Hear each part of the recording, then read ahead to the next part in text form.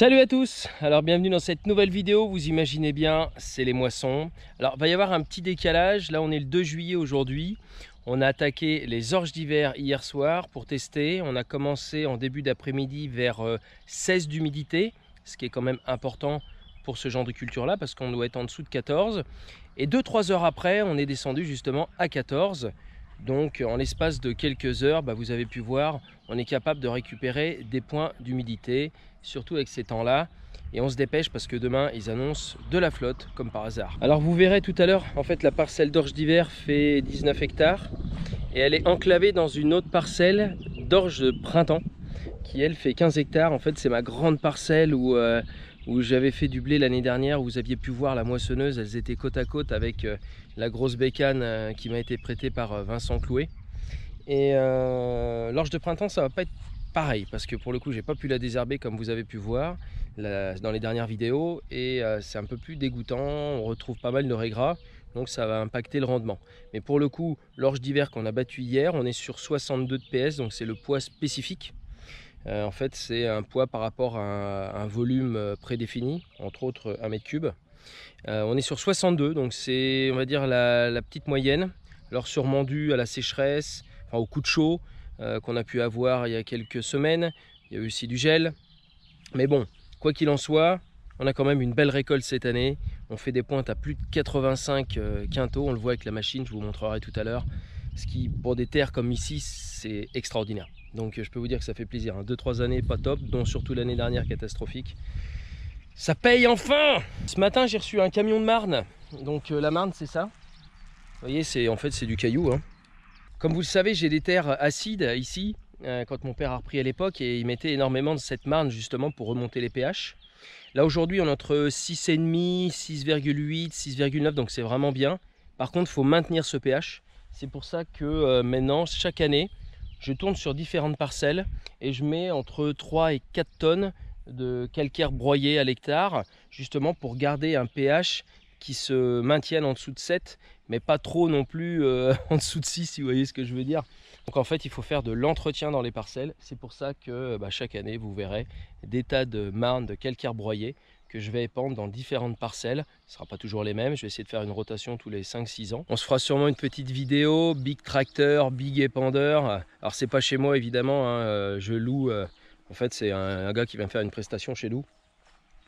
Et là pour le coup on fera la vidéo parce qu'il y a du lourd. Bon, donc ce matin on a été livré du calcaire. Là tout le matos c'est dans l'autre exploitation. Parce que l'orge est là-bas tout simplement. Là j'ai attelé le compresseur de chantier sur mon pick-up. Je vais aller faire le plein du compresseur. Et en même temps, il sera là-bas. Comme ça on pourra souffler la machine, souffler les tracteurs. Parce que c'est important de faire son tour tous les matins. Un coup de nettoyage, un coup de graissage. Et comme ça on voit s'il n'y a pas de conneries derrière. S'il n'y aurait pas des faiblesses qu'il pourrait y avoir sur la moissonneuse. C'est important de faire le tour. On a aussi commencé à travailler avec la benne Le Boulch, la nouvelle. Pas facile quand même cet essieu suiveur. Pour le coup on s'en sert dans la cour, quand on sort de la ferme, quand on est à la COP. Mais sur la route on le bloque en fait, parce que sinon ça part un peu dans tous les sens. Mais sinon c'est une bonne benne, on a fait le plein. Bon c'était pas plein mais on a mis 15 tonnes dedans d'orge. Faudra pas faire la même chose avec du blé.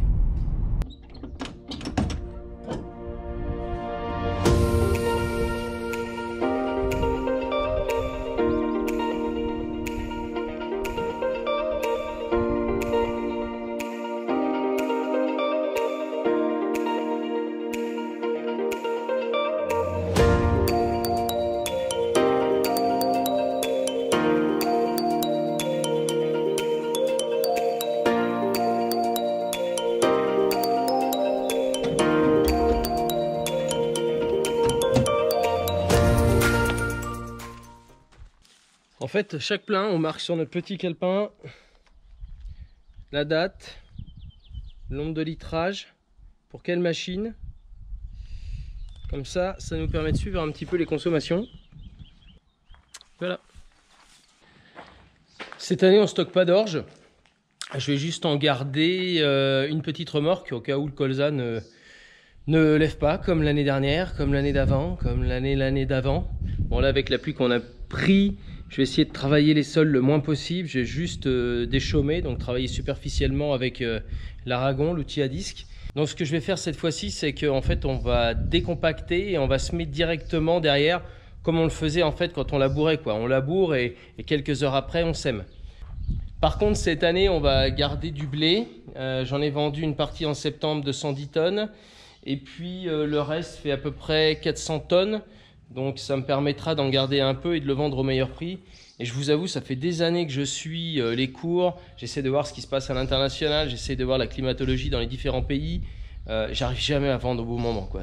Mais même mon père à l'époque, hein. C'est quand même un peu de la loterie, du casino, quoi.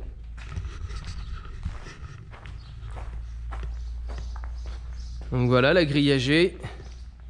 La grillagée est prête. Avec les petites bâches. Voilà la ventilation. Même les petites. Cette année, j'ai dit à Seb, on essaye de garder le plus possible de blé. Même les petites babioles, on va les remplir.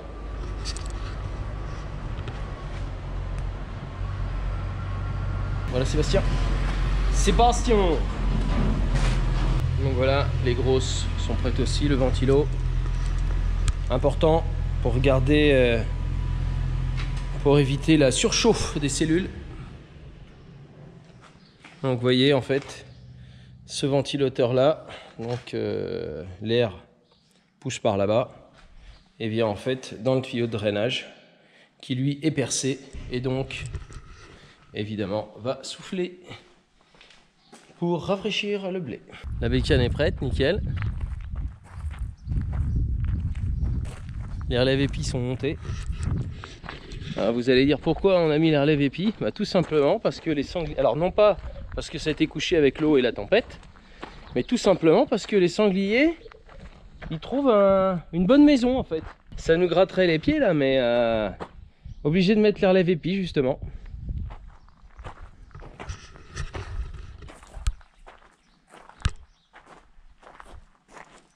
Allez, on va aller faire un tour dans l'orge. On va voir ce que ça va donner, mais bon, c'est pas comme si on était pressé. Enfin, cette année, ça va être un peu compliqué parce que on a du soleil, on a de l'eau, on a du soleil, on a de l'eau, et même si on a que 1 mm qui tombe, le sol est tellement gorgé d'eau, d'humidité, que ça met plus de temps à sécher. Alors là, ça va, on a un peu de soleil et on a surtout un peu de vent.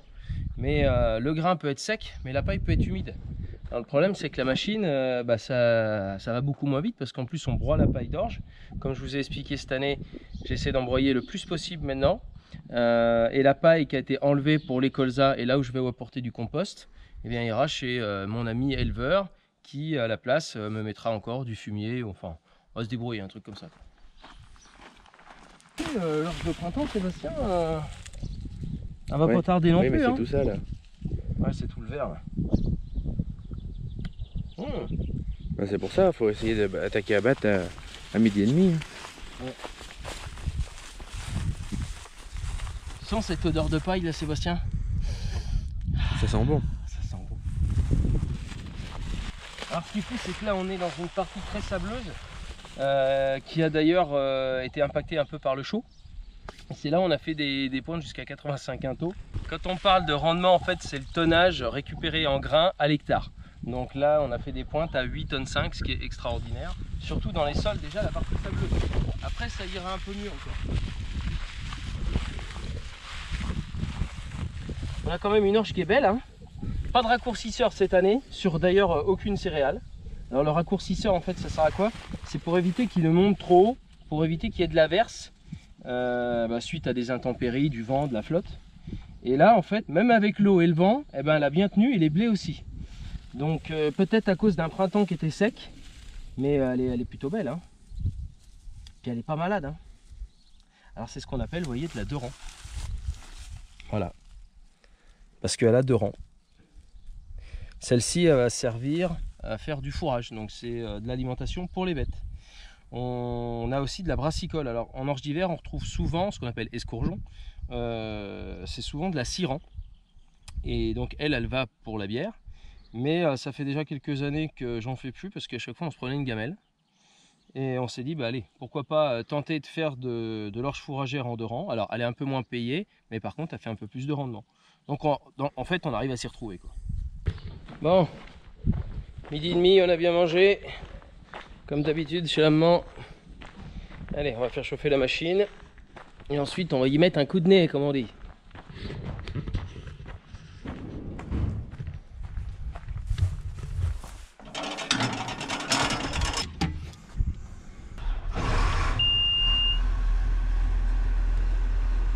On y va, Sébastien?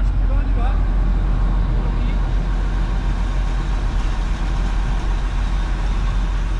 Ah, pour ton petit caca? Ouais. Et on va peut-être bien mettre la clim là. Ça sera mieux. Et donc elle a été refaite. Oui, c'est mieux. Hein. Voilà.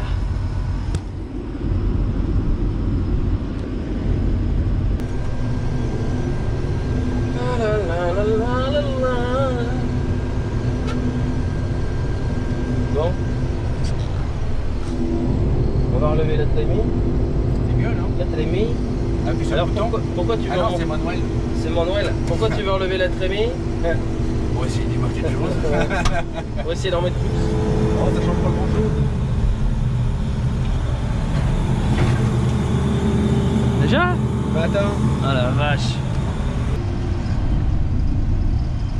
C'est vrai qu'elle était quand même grippée. Hein. Ah bah. Quand elle s'éteignait, quand elle était en route. Alors, et voilà. Déjà ça marche. Ah. Allez, c'est parti.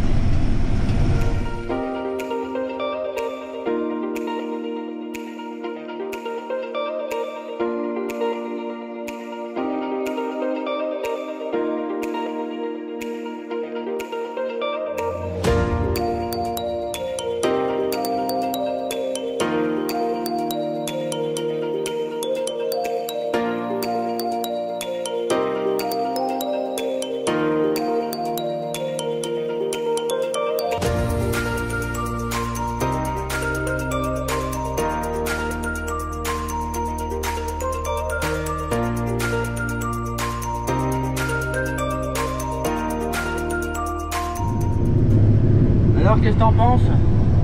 Bah, le problème, c'est qu'on fait pas un aller-retour. Et quelle serait la solution? Eh ben en fait, il n'y en a pas. Sauf si on ferme les grilles et qu'on jette tout au cul. Alors, ça, c'est la perte qu'on peut avoir soit au grille ou au rotor. Et pour le coup, je l'ai réglé juste au niveau des grilles, ici. Schaeffer. Schaeffer, c'est grille. Rotor, c'est perte au rotor. Il y a des petits capteurs, des graines qui viennent taper dessus. Donc, comme ça, on peut voir si on perd ou pas. Ça, c'est la sensibilité. Et ça, c'est la taille du grain. Et vous pouvez vous apercevoir, je sais pas si on arrive bien à voir là, les petites piottes là, qui tapent, c'est le grain qui tape sur les capteurs. Et on en a très peu. Donc, ce qui veut dire qu'on perd quasi peu. Mais, ce qu'on va quand même faire avec Sébastien, parce que de toute façon on n'ira pas jusqu'au bout de la parcelle, comme on vient juste de commencer, on va regarder. Alors l'humidité, il nous dit 12,5 ici. On va quand même regarder l'humidité avec notre petite machine. D'ailleurs, ça s'appelle un... Comment ça s'appelle, Sébastien? C'est pas français que c'est écrit. Ouais, mais ça s'appelle un testeur d'humidité. Donc Truc là, de con quoi. il y a le testeur d'humidité sur la machine, mais on va quand même regarder avec notre testeur à nous. On en profitera pour regarder derrière la machine si on perd pas de grain, en plus des capteurs. Et puis on va regarder, je pense qu'on va ouvrir un petit peu les contrebatteurs. Hier, Sébastien a fauché avec une certaine humidité, et donc il a serré les contrebatteurs au rotor. C'est ce qui, le rotor vient tourner et frotter le grain sur ses grilles, sur ses contrebatteurs. Et comme c'est assez humide hier, il les a serrés. Et là maintenant je retrouve, là il fait quand même 26 dehors, là on retrouve des petits morceaux de paille. Ce qui veut donc dire peut-être que ce contrebatteur est trop serré. Ou sinon on va baisser un peu la vitesse du rotor, mais elle est déjà assez faible pour les réglages de la machine dans l'orge d'hiver.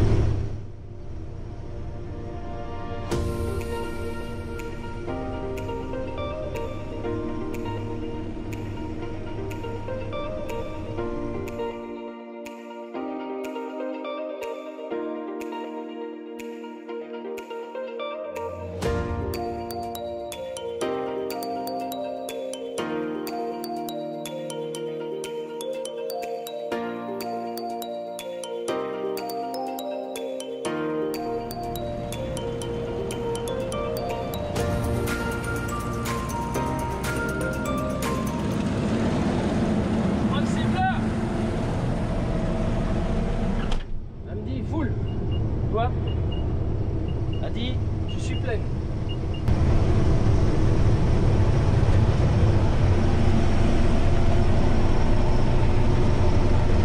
Comment on va faire? Alors là, ce qu'on va faire, Sébastien, ce que je te propose, on va mettre la machine au ralenti. Puis on va aller voir un petit peu si le grain est bien battu et s'il y a de la perte. Et ben on y va. Voilà. Donc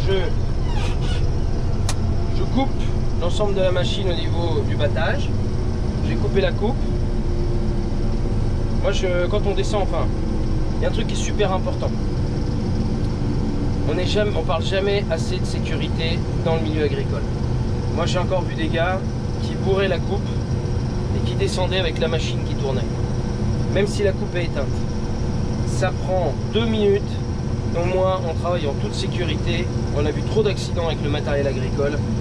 On peut perdre 5 minutes dans sa vie et puis pas être handicapé ou pas crever pour des conneries. Donc nous, On ne peut pas se fier à l'électronique. ah non, faut Même pas à se la faire ça. mécanique. On est d'accord. Allez, je te suis, Seb.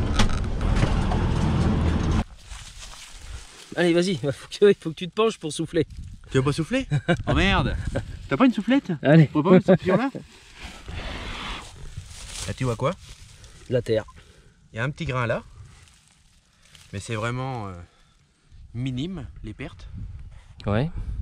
C'est des pertes normales. On va juste ouvrir un peu le contrebatteur pour le coup. Le contrebatteur. Autrement, au niveau... Puis comme on peut voir, la paille elle broie bien, donc... Regarde l'humidité, regarde. La terre, elle colle au roue, dis donc. Eh ben oui. Ouais, tu vois. Surtout là, la machine est chargée. Ouais. Et le problème, c'est qu'on est au plus simple. Ouais, c'est ça. Qu'est-ce que tu nous proposes là, Sébastien? Eh ben, on va prendre la petite trappe avec le seau. On va mettre un peu d'orge et on va tester l'humidité. Est-ce qu'il serait pas plus simple que tu le prennes là-haut au lieu de mettre tes mains dans le... Pas con, hein? Ouais. Pour une fois que tu réfléchis. Allez. Qu'est-ce qu'il nous fait? Alors là, ce qu'on va faire, Sébastien, c'est qu'on a l'humidité de la machine qui nous annonce 12,4, mais on galère un peu à la recalibrer. Donc ça marche beaucoup mieux. On l'a réétalonné par rapport au testeur d'humidité de la coopérative. Donc normalement, ça devrait être juste. Donc on l'ouvre, on l'allume. Elle est bien normalement sur orge. Voilà. Tac. Voilà. Ok. Tac. Alors j'appuie sur OK. Attendez, mettez l'échantillon. Donc tout en douceur. Appuyez sur la touche. Mesure en cours. 13,7. Donc 13,7. 42 degrés, t'imagines? Donc 13,7, ça veut donc dire que la moyenne est à... On doit être en dessous de 14. 15. Ouais, bon, 15 en orge fourragère. Ouais, c'est vrai, tu as raison. 14 en orge brassicole. Ouais, donc on est bien, faut qu'on y aille. On y va. Allez. Machine hydrostatique. Bah, tu sais quoi? On a une belle récolte, on a de la paille. Je vois toute cette paille broyée qui bien posée sur le sol. Belle couverture végétale. Vous êtes tout le temps venu, ah, tu vends pas la paille. En fait, je la vendais pas, déjà je l'ai changé contre du fumier. Et en plus, j'ai des taux de matière organique qui baissent parce qu'en fait, j'apporte pas assez de fumier malgré vis-à-vis de la paille que j'exporte. Donc, j'ai trouvé d'autres solutions. J'enlève toujours la paille pour mon ami. Il met toujours un peu de fumier, mais pour le coup, on y rajoute aussi du compost. Alors, au lieu d'acheter des tracteurs tout neufs, bah, moi je mets mon argent dans la terre. Et dans tous les cas, c'est la terre qui paye le matériel. C'est pas la terre qui prend l'homme. C'est l'homme qui prend la terre. Bon, on va bénir ça dans cette magnifique remorque Le Butch.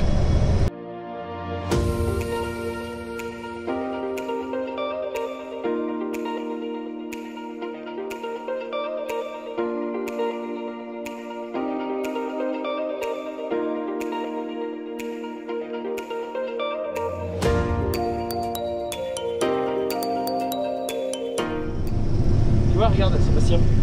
Là au moins, tu vois, les ridelles elles sont tellement hautes. Là au moins avec la caméra, on voit bien si la machine est pleine ou pas.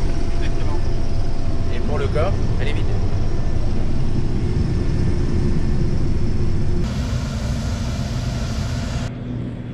Bon, Seb a repris la machine. Moi je vais la vider une remorque, je vais voir ce que ça donne. Là il va faire sa petite chinte parce qu'en fait on a de l'orge de printemps sur les chintes, enfin sur les bordures, sur les fourrières. Et donc il va la faire un peu plus loin pour qu'on puisse mettre des remorques. Je vais aller mettre le petit massé.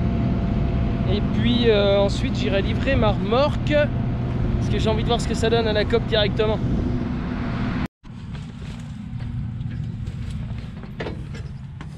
Bon, je suis sur la remorque pour voir un petit peu l'état du grain. Il est beau, donc c'est une orge 2 rangs. Et je vais vous montrer un petit peu le grain. Regardez ça, elle est propre, elle est bien battue. On sent que c'est chaud quand même. Hein. Regardez un peu la propreté.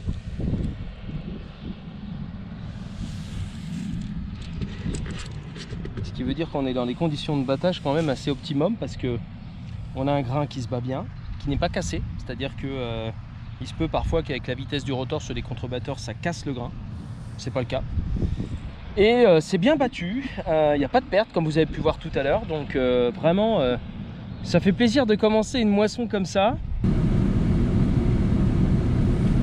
Je vais peut-être le mettre en 4 roues motrices pour démarrer. Parce que comme la terre est quand même assez humide.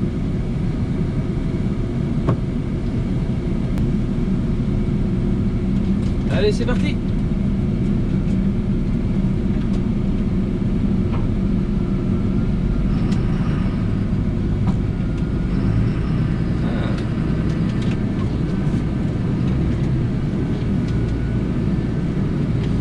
Alors on va essayer l'essieu directionnel. Alors là je l'ai débloqué, je suis dans le champ. J'ai plein de petits virages avant d'arriver sur la route principale. Donc je vais le laisser comme ça débloqué. Mais je pense qu'une fois arrivé sur la route je le rebloquerai parce que je voyais déjà la benne qui faisait ça derrière. J'ai pas trop l'habitude encore.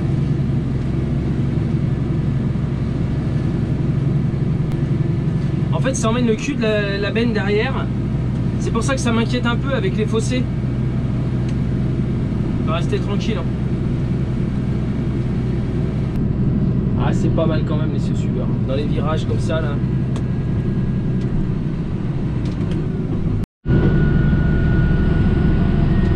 Là j'y vais mollo parce que j'ai pas l'habitude d'avoir autant de poids sur l'essieu à l'arrière.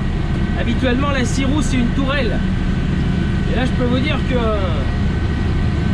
je le sens que ça appuie sur le derrière du tracteur. J'y vais doucement. Quand je tourne comme ça sur des grandes routes, je débloque l'essieu. Pour que ça évite de gratter du pneu. Ça tourne mieux. Allez les gars.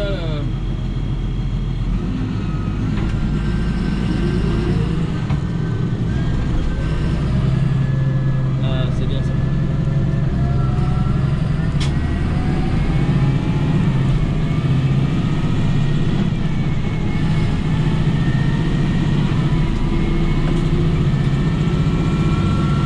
Ok, bloqué.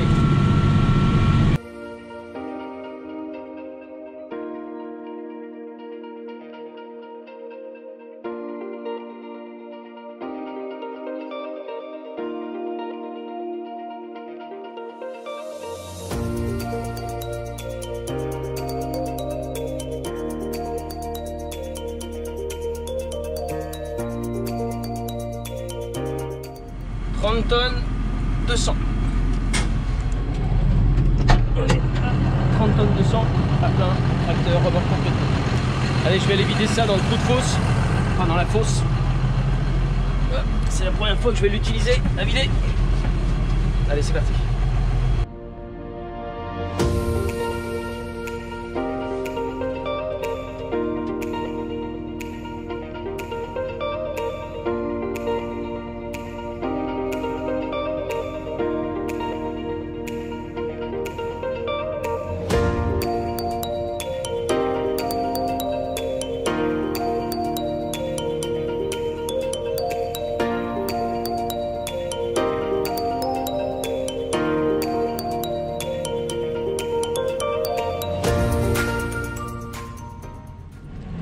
fait, vous voyez le jeune qui est derrière, il prend un échantillon.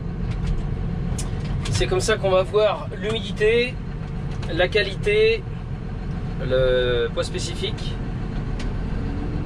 et puis l'impureté. Donc il fait des petits échantillons au fur et à mesure. Alors aujourd'hui, il y a aussi des seringues qui viennent directement dans la remorque.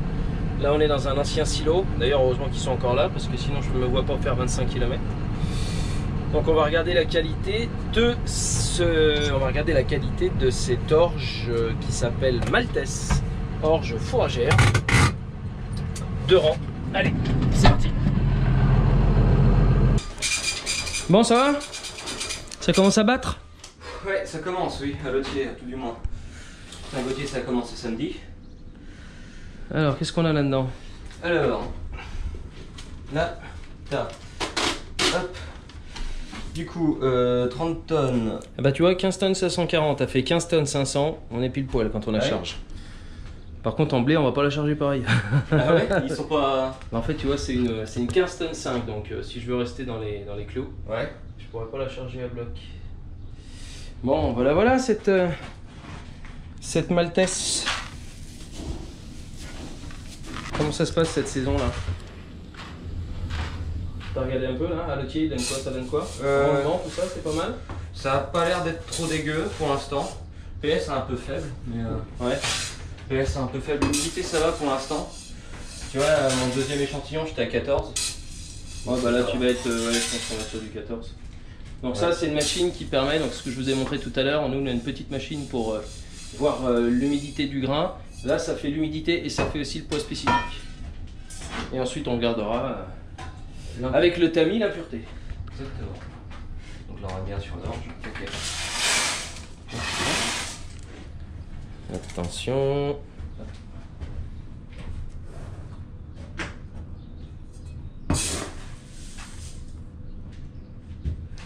Alors mes mères, 13,2. Ok. Déjà, on est pas mal. Donc là, poids spécifique. C'est ça. Waouh, 63,3. Oh bah il est pas mal. C'est pas mal ça.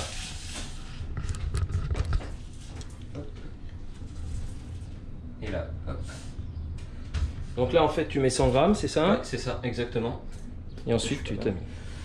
Et ensuite, je vais faire tout simplement un pourcentage, c'est-à-dire que je vais passer ça dans mon tamis à impureté.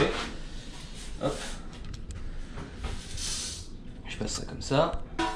Si je vois de trop grosses impuretés, je les enlève à la main. Là, il m'a l'air d'être bien. Donc, on va juste passer au tamis. Et tu vas peser la salissure en fait. Voilà, je vais peser tout simplement ce qui est passé en dessous. Il va pas y avoir grand chose. Hein. Non, comme ce matin. 0,1 d'impureté. Voilà. Comment on fait là? Comment on fait? C'est simple, la norme elle est à 0,5 on m'a dit. Donc si c'est en dessous de 0,5, on met 0,5 par défaut. Ah, ça sert à rien que je fasse quelque chose d'ultra propre alors. Franchement c'est pas mal, hein. Ça veut dire que je peux même me permettre de pas nettoyer l'échantillon quand je le passe en humidité et en PS si c'est comme ça. Donc là on a dit 0,5 en impureté.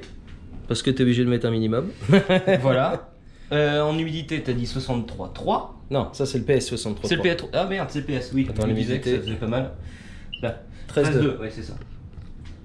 13,2. Et en PS on est à 63,3 du coup. Alors ce qui est top c'est que tu vois là, cet échantillon qu'on a pris là, c'est une partie de sable. Ce qui veut dire que ça devrait être encore meilleur pour le reste. Ça fait plaisir. Ah tu m'étonnes. Et en plus on la se met, tu vois que je te dise, on la se met telle quelle. Sans traitement, comme ça. Ah ouais? Ah oui, parce que j'ai Colza qui avait loupé, donc ça m'a pris un coup de nez, on la se met telle quelle. Putain c'est pas mal. Donc variété Maltese. Super. Bon allez, je suis parti. Franchement. T'as rempli le bon? Non. Alors petit bon de livraison. Allez, hop. Puis je vais te signer ça aussi. Tiens, je vais ça signer aussi. Du coup on a dit 15 tonnes 540. 40. Nickel. Bon, ça annonce quand même du bon parce que quand je vois la qualité de produit qu'on peut avoir là, et on est que dans le sable, jamais vu ça. J'attends de voir la réaction de mon paternel maintenant. Quand je vais lui annoncer les chiffres.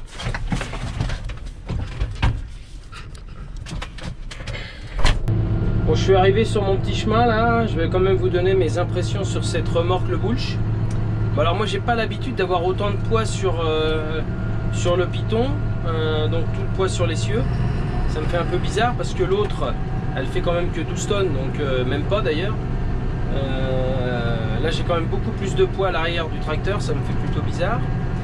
Après l'essieu suiveur c'est top, faut juste le couper. Moi je le bloque quand je suis plein et que je suis dans les lignes droites. Sinon, ou quand c'est vraiment très serré dans les virages, pour éviter que la benne parte à l'opposé du tracteur et entre autres dans le fossé. Mais sinon ça benne bien, c'est très manœuvrable. Je suis très content de mon achat. Et puis je suis d'ailleurs plus serein et plus reposé vis-à-vis d'une récolte qui est plutôt pas mal. Donc je pourrais la payer mieux que l'année dernière.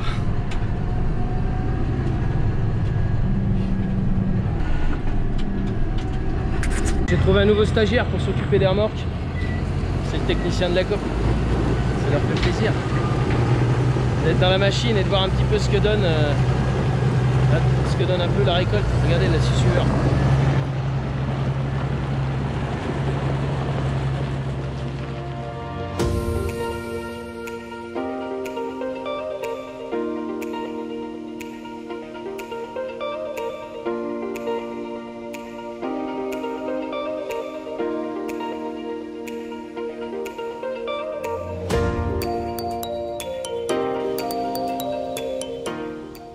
Bon, tu m'as apporté un sandwich? Oui, je t'ai amené un sandwich. Bon, bah impeccable. Comme tous les ans. Comme d'habitude, comme tous les ans. Bon, alors, voyons voir. La baguette de pain. Le jambon et le beurre. Et non, maman, t'as oublié un truc? La bière. Exactement. Je me suis dit, aujourd'hui il fait très très chaud, alors je vais peut-être pas leur amener de la bière, hein, parce que c'est quand même Bon, non, bon, alcoolisé, ça va les... Ça serait passé. Bon, bah allez. Oh, je peux retourner les... Non, je rigole, ça va aller.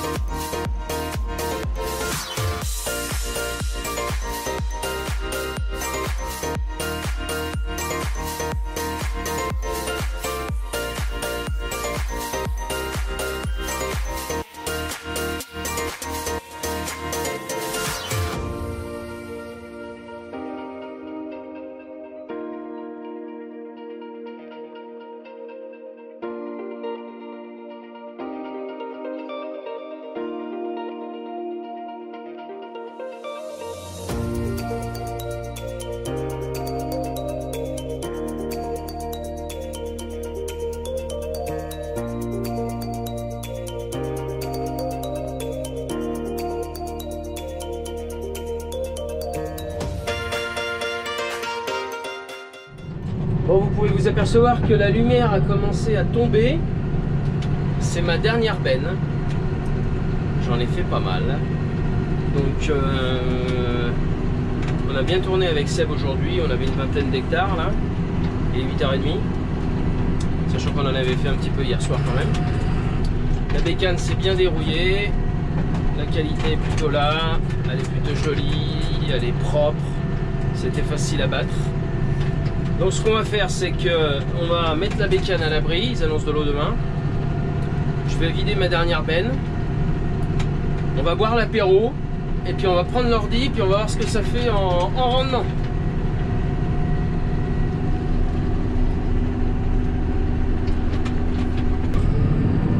Bon, je vous confirme, hein, il faut bloquer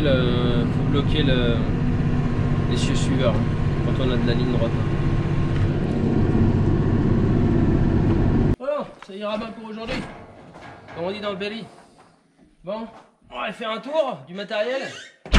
Parce que ce qui serait pas mal, c'est qu'on a fini. Donc on va atteler le déchômeur à disque. On va attendre 2-3 jours que la paille se repose un petit peu sur les tuiles. Et puis ensuite on déchômera ça. Donc avec l'aragon. Voilà, voilà. Je le préparais. Je vais le graisser. Je vais y remettre les herses. Voilà. Le classe est bien derrière caché parce qu'ils annoncent de l'eau ce week-end. Et puis bah, la bécane, elle a juste la coupe qui sort, mais bon, c'est pas très grave. De toute façon, on va y mettre un bon coup de soufflette parce qu'elle a quand même bouffé pas mal de paille, surtout lorsqu'on la broie. Quand on garde les andins, ça fait moins de poussière, mais là, on broyait, donc vous voyez, elle est quand même plutôt blanche cette machine. Donc on va la souffler, on va la graisser, et puis on attaquera l'orge de printemps. Bon bah voilà les amis, on arrive à bout de cette vidéo. Bon, j'ai pas pu attendre de prendre l'apéro et de prendre mon ordi pour faire l'addition de toutes les pesées qu'on a pu faire à la coopérative. Je l'ai fait directement là-bas avec mon portable.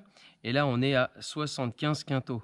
75. Pour ici, c'est incroyable. Sachant en plus qu'il y a quasiment 2 hectares de dégâts gibier qu'on n'a pas pu récupérer. Donc, je vous laisse faire le compte.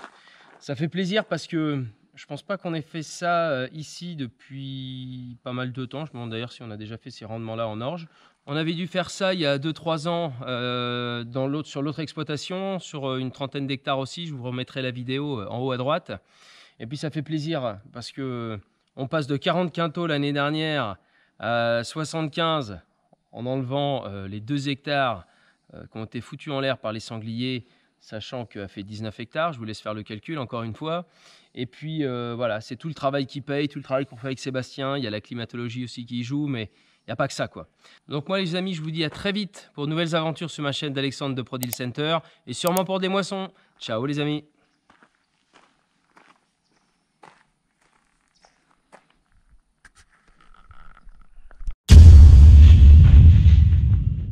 Je vous remettrai la vidéo en haut à gauche, non en haut à droite. Ouais, si c'est pas à gauche, c'est à droite, quoi. Voilà. Ah, c'est mieux. Il est de quel côté? Le vent il est par là, je crois. Bah, je sais pas, là il arrive de la ventile. Oh t'es con. Oh putain. Non, ça va pas aller, ça. Coupe.